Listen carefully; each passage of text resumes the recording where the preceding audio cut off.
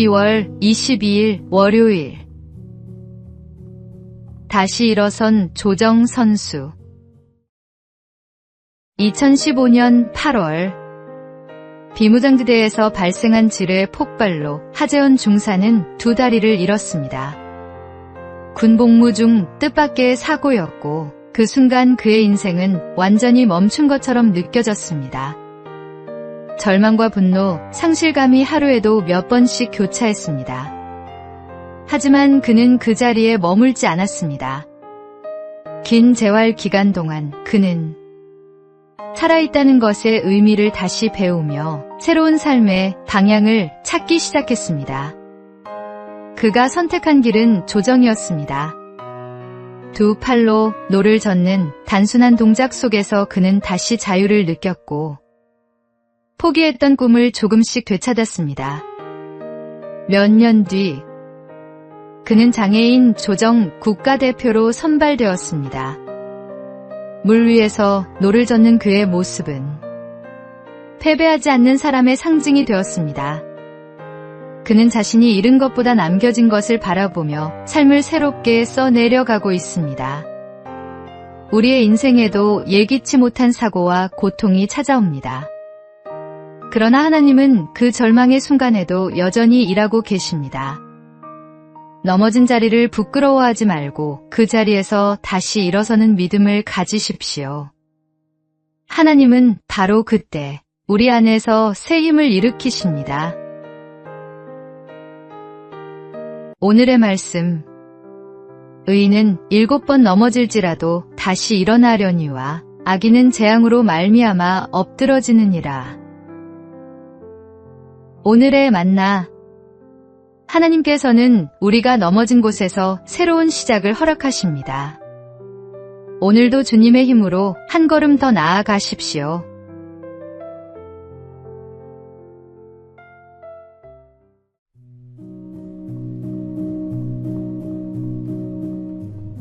(12월 23일) 화요일. 온유함을 닮아가기. 동네 골목에서 어린아이가 친구들에게 맞고 울며 돌아오면 어김없이 날카로운 어머니의 목소리가 들립니다.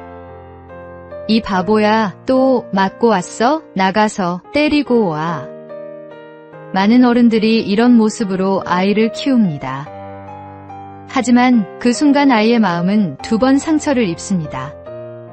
친구에게 맞은 상처, 그리고 사랑받지 못한 슬픔. 사실 아이가 바라는 건 복수가 아니라 품어주는 위로 한마디입니다.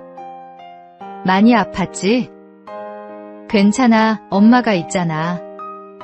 그 말 한마디면 아이는 다시 웃고 세상을 따뜻하게 배우게 됩니다. 그런데 우리는 종종 어른이 되어서도 똑같은 실수를 합니다. 남편과 다투고 마음의 벽을 세우고 이웃에게 조금이라도 손해를 보면 오랫동안 미움을 품습니다. 그러면서 아이들 앞에서 말합니다.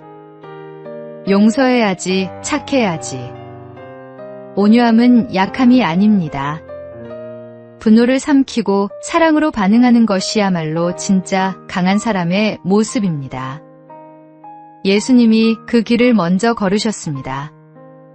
그리스도인이 이 세상에서 빛과 향기가 되려면 먼저 그분의 온유함을 닮아야 합니다. 그 온유가 가정의 공기를 바꾸고 이웃의 마음을 녹이며 세상을 아름답게 만듭니다. 오늘의 말씀. 온유한 자는 복이 있나니 그들이 땅을 기업으로 받을 것이며.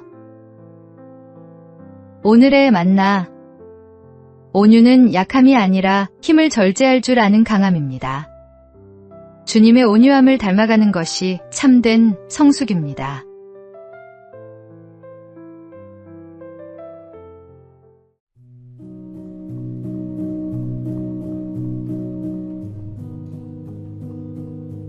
(12월 24일) 수요일.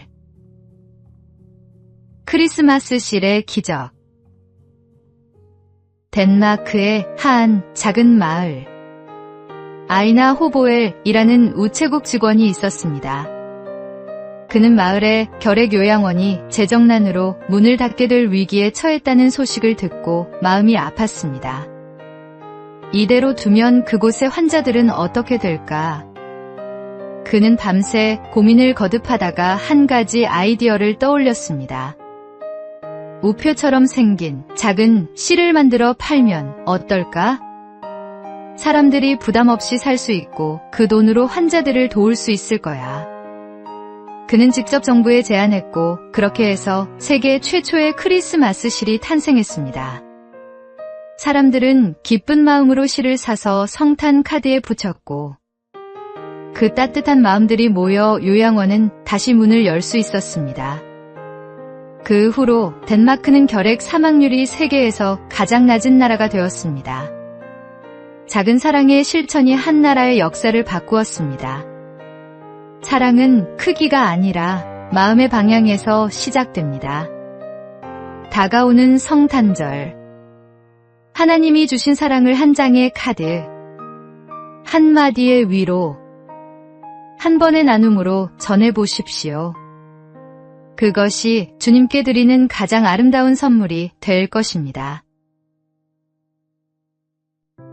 오늘의 말씀. 내 이웃을 내 자신과 같이 사랑하라 하신 것이라. 이보다 더 큰 계명이 없느니라. 오늘의 만나. 작은 실천이 세상을 바꿉니다. 당신의 작은 나눔이 누군가에게는 생명의 빛이 됩니다.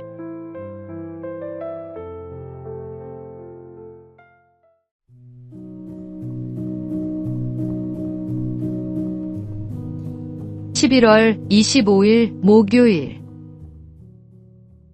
아낌없이 주는 사랑. 성탄절은 하나님이 인류에게 가장 귀한 선물을 보내주신 날입니다. 독생자 예수님을 이 땅에 보내시며 우리에게 생명을 주셨습니다. 하나님이 세상을 이처럼 사랑하사 독생자를 주셨으니 그 사랑은 오늘날에도 우리 가운데서 계속되고 있습니다. 지난 8월 한 아버지가 그 사랑을 실천했습니다.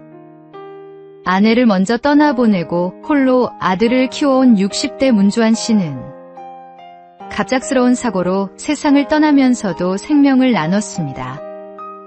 평소 지갑 속에 장기기증 희망등록 카드를 넣어 다니며 언젠가 다른 생명을 살리는 일을 하고 싶다고 말하던 그였습니다. 가족들은 그의 뜻을 따라 폐장과 인체 조직을 기증했고 그의 몸은 100여 명의 환자에게 새로운 희망이 되었습니다. 하나님이 독생자를 아낌없이 주셨듯 한 아버지도 자신의 생명을 나누었습니다. 그가 정성으로 키운 아들은 현재 서울대학교에서 공부하며 아버지가 심어준 사랑의 씨앗을 키워가고 있습니다. 이번 성탄절, 우리에게 생명을 주신 예수님의 사랑을 기억합니다.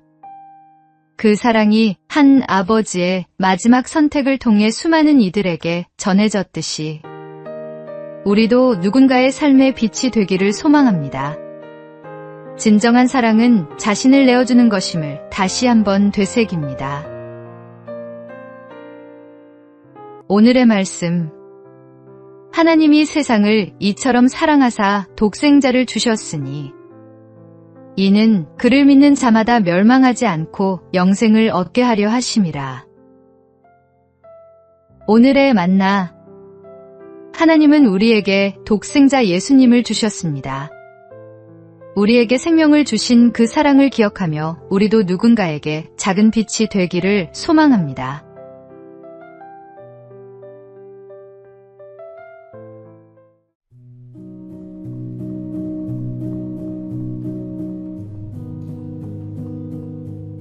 (12월 26일) 금요일. 절제하는 삶. 피너츠 만화 중에 이런 장면이 있습니다. 찰리 브라운이 저녁 사료 2그릇을 들고 와서 스누피에게 말합니다. 내일 하루 종일 집에 없을 거야. 그래서 내일 먹을 것도 함께 준비했으니까 한 그릇만 먹고 다른 한 그릇은 내일까지 남겨두는 거야. 스누피는 고개를 끄덕이며 첫 번째 그릇을 깨끗이 비웠습니다. 그러나 지붕 위에 누워 잠시 눈을 감자 눈앞에 자꾸만 그 남은 한 그릇이 아른거렸습니다. 결국 그는 유혹을 이기지 못하고 남은 음식까지 개걸스럽게 먹어치웠습니다. 그리고 만족스러운 얼굴로 이렇게 중얼거렸습니다. 먹고 나니 기분이 좋군. 만약 아직도 내일이 오지 않았다면 그땐 나 자신이 싫었을 거야. 우리 시대는 오늘을 즐겨라라는 말이 너무도 자연스럽게 들리는 세상입니다. 욕망을 따라 사는 것이 당연한 것처럼 포장되고 절제보다는 쾌락이 지혜처럼 여겨집니다. 하지만 주님은 우리에게 이렇게 말씀하십니다. 누구든지 나를 따라오려거든 자기를 부인하고 자기 십자가를 지고 나를 따를 것이니라. 진짜 자유는 하고 싶은 대로 사는 데 있지 않습니다. 죄를 합리화하는 자유는 결국 스스로를 묶는 사슬이 됩니다. 그리스도 안에서 자기를 다스리는 삶, 그 안에서 누리는 평안이야말로 참된 쉼이며 진정한 자유입니다. 오늘의 말씀, 예수께서 제자들에게 이르시되 누구든지 나를 따라오려거든 자기를 부인하고 자기 십자가를 지고 나를 따를 것이니라. 오늘의 만나, 절제는 자유를 빼앗는 것이 아니라 진정한 자유를 주는 것입니다. 주님 안에서 자기를 다스리는 삶을 살아가십시오.